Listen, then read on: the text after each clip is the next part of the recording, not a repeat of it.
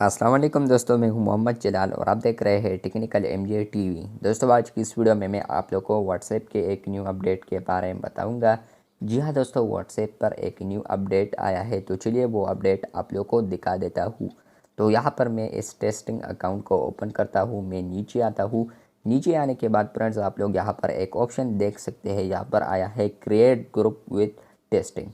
तो इसका मतलब ये है कि अब आप लोग शॉर्टकट में भी ग्रुप बना सकते हैं। अगर आप लोग किसी ग्रुप में ऐड है और वो बंदा भी दूसरे ग्रुप में ऐड है, तो सिर्फ उसके साथ आप लोग शॉर्टकट ग्रुप बना सकते हैं। तो यहाँ पर आप लोग को यहाँ पर शॉर्टकट ऑप्शन आएगा क्रिएट ग्रुप विद टेस्टिंग।